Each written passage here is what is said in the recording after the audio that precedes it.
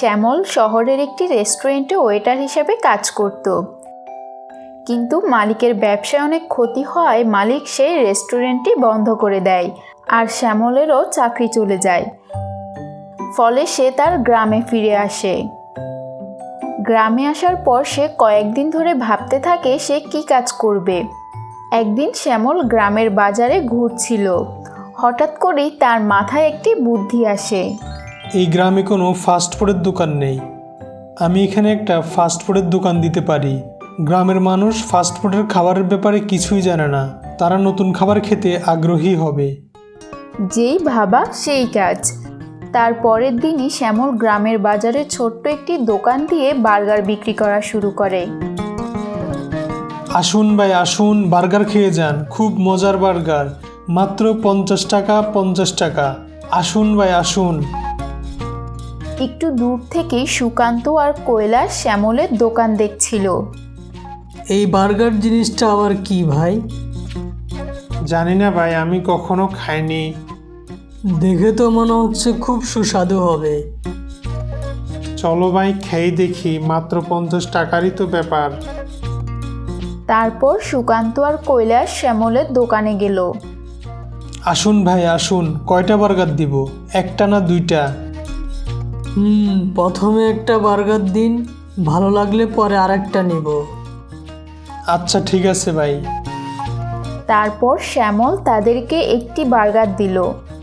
সুকান্ত আর কৈলাস বার্গারটি খেলো এবং তাদের কাছে বার্গারটি খুবই মজাদার লাগলো।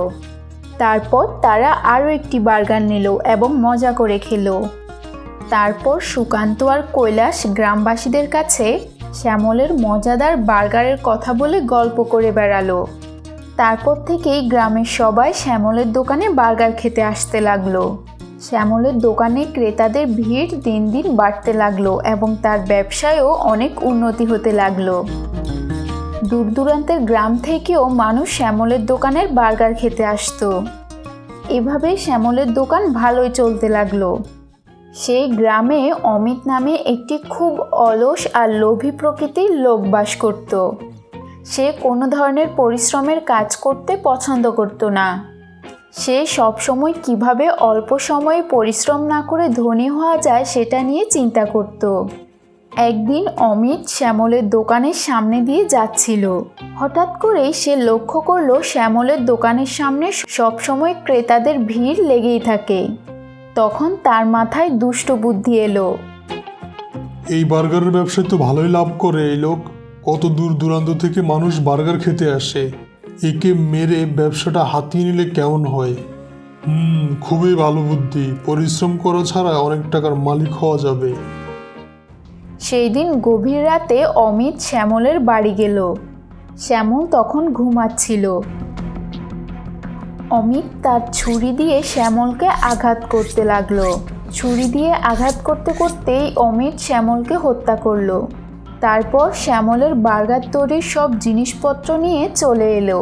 তার পরের দিন থেকেই অমিত শ্যামলের দোকানে বার্গার বিক্রি করা শুরু করলো। আসুন ভাই আসুন, গরম গরম বার্গার খেয়ে যান, আসুন ভাই আসুন। অমিতকে দেখে সুকান্ত অমিতের কাছে এগিয়ে গেল।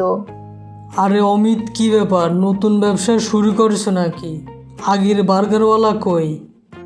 শ্যামলের ব্যবসা অনেক লস হয়েছে, তাই সে রাতারাতি সব কিছু আমার কাছে বিক্রি করে আবার শহরে চলে গেছে। আজ থেকে ব্যবসাটা আমিই চালাবো। খুব ভালো, এখন একটি বার্গার দাও তো। অন্যদিকে শ্যামল মোড়ে তার আত্মা ভূত হয়ে গেছে। আরে আজব তো, আমার বার্গারের জিনিসপত্র কোথায়? আমাকে দোকানে যেতে হবে, কত বেলা হয়ে গেছে আজ। তারপর শ্যামলের ভূত হঠাৎ করেই বিছানায় তার মৃতদেহ পড়ে থাকতে দেখলো। হায় হায়, এ কি দেখছি আমি? এটা তো আমি, আমাকে ছুরি মেরেছে কেউ, তার মানে আমি মারা গেছি। শ্যামলের ভূত কান্নায় ভেঙে পড়ল। কেউ তাকে ঘুমন্ত অবস্থায় হত্যা করেছে। সে এটাও জানে না কে এবং কেন তার সাথে এমন করলো। আমি তো কারো কোনো ক্ষতি করিনি, কখনো কাউকে কষ্ট দেইনি, তাহলে কেউ কেন আমার সাথে এমন করলো? আমি আমার খুনিকে এমনি এমনি ছাড়বো না, আমি অবশ্যই এটার প্রতিশোধ নেব। তারপর থেকেই শ্যামলের ভূত গ্রামের এদিক ওদিক তার খুনিকে খুঁজে বেড়াতে লাগলো। অন্যদিকে অমিত অল্প সময়ে অধিক মুনাফা করতে ব্যবসায় বিভিন্ন প্রকার ফন্দি আঁটতে লাগলো। সে সবজি দোকানের পচা সবজি এনে তা দিয়ে বার্গার তৈরি করে বিক্রি করতে লাগলো। এইটা খুব ভালো বুদ্ধি হয়েছে, এখন অল্প খরচে অনেক লাভ করা যাবে। কিন্তু 2-1 দিনের মধ্যে গ্রামের মানুষ পচা সবজির বার্গার খেয়ে অসুস্থ হতে লাগলো। আরে ভাই কৈলাস, কেমন আছো? ভাই আর বলো না, এই অমিতের দোকানের বার্গার খেয়ে গত 2 দিন ধরে আমার পেটে অসুখ। ঠিকই বলেছো ভাই, অমিতের দোকানে বার্গার খেয়ে আমারও পেট ব্যথা করেছিল। শ্যামলের বার্গার অনেক ভালো ছিল, যত ইচ্ছা পেট ভরে খেতে পারতাম, কোনোদিন সমস্যা হতো না। কেন যে শ্যামলে অমিতের কাছে দোকানটা বিক্রি করে শহরে চলে গেল? হ্যাঁ ভাই, একদম ঠিক বলেছো। শ্যামলের ভূত পাশ থেকে এতক্ষণ সুকান্ত আর কৈলাসের কথা শুনছিল। আচ্ছা, তাহলে এই সব কিছুই অমিত বেটার কাজ, আমাকে মেরে আমার ব্যবসা কবজা করেছে, এবার আমি তোকে উচিত শিক্ষা দিব। সেই দিন অমিত দোকান বন্ধ করে তার বাড়িতে গেল। শ্যামলের ভূত আগে থেকেই অমিতের বাড়িতে গিয়ে অমিতের জন্য অপেক্ষা করছিল। অবশেষে তুমি বাড়ি ফিরেছো, তবে এখন তুমি কোথায় পালাবে? কে কে কে কথা বলে? সাহস থাকলে সামনে এসে কথা বল। তারপর শ্যামলের ভূত অমিতের সামনে দৃশ্যমান হলো। আমি তোমার কি ক্ষতি করেছি? কেন আমাকে হত্যা করেছো? আর এখন তুই আমার ব্যবসা কবজা করেছিস। শ্যামল, তুমি? ওরে বাবা রে, তো দেখছি ভূত। দেখো শ্যামল, আমার ভুল হয়ে গেছে, আমাকে ক্ষমা করো, আমাকে ক্ষমা করে দাও, দয়া করে আমাকে মেরো না। না, আমি তোকে এত সহজে মারবো না, দেখ আমি তোর সাথে কি করি। এই বলেই শ্যামলের ভূত অমিতের শরীরকে বশ করে নিল। পরের দিন শ্যামলের ভূত অমিতের শরীরে ঢুকে বার্গার বানিয়ে ফ্রিতে মানুষকে খাওয়াতে লাগলো। সে খুব সুস্বাদু বার্গার তৈরি করতে লাগলো। আসুন আসুন, গরম গরম বার্গার খেয়ে যান, একদম ফ্রি, একদম ফ্রি। কতদিন পর এমন সুস্বাদু বার্গার খাচ্ছি, খুবই মজা হয়েছে বার্গার। বাহ অমিত, তুমি আজ একদম শ্যামলের মতো মজাদার করে বার্গার তৈরি করেছো, খুব ভালো, খুব ভালো। সারাদিন ফ্রিতে মানুষকে বার্গার খাওয়ানোর পর অমিত বাসায় ফিরে এলে শ্যামলের ভূত অমিতের শরীর থেকে বের হয়ে গেল। তখন অমিত সারাদিনের কোনো কিছুই মনে করতে পারত না। এভাবেই কিছু দিন গেল। শ্যামলের ভূত সকালে অমিতের শরীরে প্রবেশ করত এবং রাতে বের হয়ে যেত। আর রাতে অমিত যখন তার ব্যবসায়ের হিসাব করে দেখত, তখন দেখত ব্যবসায় অনেক লোকসান হচ্ছে। সে বুঝতে পারছিল শ্যামলের ভূতই তার সাথে এমন করছে। তারপর একদিন আজকাল অমিত খুব মজাদার বার্গার তৈরি করছে, তাও আবার সবাইকে ফ্রিতে খাওয়াচ্ছে। ব্যাপারটা কি বলো তো? আমি যতদূর অমিতকে চিনি, সে তো কাউকে 1 পয়সা দিয়েও সাহায্য করার মতো লোক না, নিশ্চয়ই কোনো ব্যাপার আছে।